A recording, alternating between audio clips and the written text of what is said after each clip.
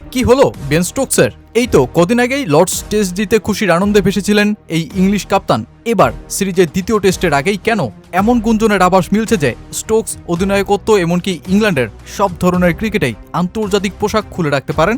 ইংল্যান্ডের গণমাধ্যমগুলো যেখানে নিউজিল্যান্ডের বিপক্ষে জয়ের খবরে বুঁদ হয়েছিল, হঠাৎ কেন সংবাদপত্রগুলোর শিরোনামে ভরে গেছে একটাই নাম, আর সেটা বেন স্টোকস।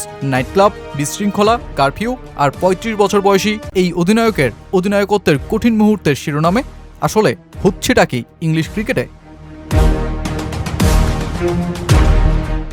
লর্ডসে বোলারদের আধিপত্যের টেস্ট ৭ জুন পরিসমাপ্তি টানলে ইংল্যান্ড ১১৫ রানে জিতে জয়ের খুশিতে মাঠ ছাড়ে। কে জানতো এর পরের গল্পটা ইংল্যান্ডের সেই আনন্দের মুহূর্তকেও ছাপিয়ে যাবে।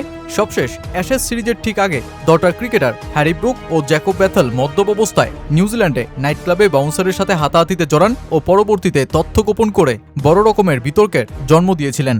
অতপর বিশৃঙ্খল ইংল্যান্ড দল অস্ট্রেলিয়ায় অ্যাশেজে ৪-১ হারলে সেই তুমুল ব্যর্থতার পর ইংল্যান্ড ম্যানেজমেন্ট দলের বিশৃঙ্খলা ফেরাতে জারি করে মধ্যরাতের কারফিউ। কেউ ১১টার পর টিম হোটেল থেকে বেরোতে পারবেন না, অধিক রাত পর্যন্ত সজাগ থাকতে পারবেন না, রাত ৯টার পর বাইরে কোনো পরিকল্পনা থাকলে টিম ম্যানেজমেন্টকে জানাতে হবে, আর জনসম্মুখে মদ্যপ অবস্থায় থাকা যাবে না। দলটার কোচ ব্র্যান্ডন ম্যাককালাম চলমান সিরিজের প্রথম টেস্টের আগে যেটাকে সমর্থনও জানান। আমি খেলোয়াড়দের বলেছিলাম মধ্যরাতের পর ভালো কিছু ঘটে না, আর এমন কিছু করো না যা পরদিন পত্রিকায় প্রথম পাতায় চলে আসে।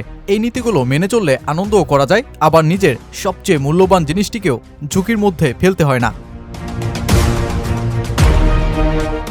ইংল্যান্ডের প্রায় সকলেই যখন সেই কারফিউ মেনে নিউজিল্যান্ডের বিপক্ষে লর্ডস জয়ের আনন্দ সেরে রুমে ফিরে গেছেন, তখন ইংলিশ অধিনায়ক বেন স্টোকস সতীর্থ গাস অ্যাটকিনসনকে নিয়ে বেরিয়ে পড়েন বাইরে নির্দিষ্ট কারফিউ টাইমের পর।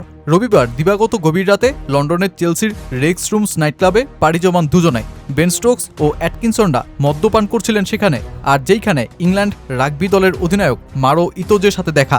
নাইট ক্লাবের একটি ভিআইপি টেবিল রিজার্ভেশন নিয়ে রাগবি খেলোয়াড় তোতুয়া আউবার সাথে দ্বন্দ্ব শুরু হয়। অতপর ক্লাবের বাইরে আউবা গ্যাস অ্যাটকিনসনকে লক্ষ্য করে ঘুষি চালালে তা লক্ষ্যভ্রষ্ট হয়ে বেন স্টোকসদের দলের সিকিউরিটির দায়িত্বে থাকা একজনের গায়ে লাগে। খেলোয়াড়রা অক্ষত থাকলেও রাত পোহাতে পোহাতে যা বিতর্কের মহাসমুদ্রে রূপ নেয়। যেই ঘটনার পর ইংল্যান্ডের টিম ম্যানেজমেন্ট অধিনায়ক বেন স্টোকসের ওপর চরম বিরক্ত হয়ে পড়ে। গঠন করা হয় তদন্ত কমিটি।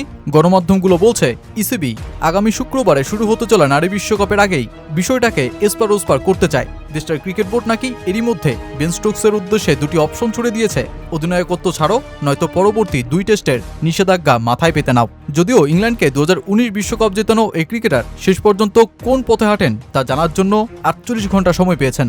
আর সত্যি যদি তিনি শেষ পর্যন্ত অধিনায়কত্ব কিংবা ইংল্যান্ডের হয়ে আন্তর্জাতিক ক্রিকেট সবই ছেড়ে বসেন, তবে ইসিবিও ব্যাপক সমালোচনার মধ্যে পড়বে। যদিও জিওফ্রি বয়কটের মতন তারকা টেলিগ্রাফে তার এক কলামে লিখেছেন, বেন স্টোকসকে শাস্তি দেওয়া উচিত ইসিবির, কারণ দলটার বিশৃঙ্খল অবস্থা এখন বিরাট পর্যায়ে উঠে গেছে। আর যদি বড় কোনো সিদ্ধান্তই শেষমেশ স্টোকসের তরফ থেকে আসে, তবে ইংল্যান্ডের আগামী টেস্ট অধিনায়ক বনে যেতে পারেন হ্যারি ব্রুক। তাই আগামী কয়েক ঘন্টা ইংল্যান্ড ক্রিকেটে বিরাজ করবে তুমুল উত্তেজনা।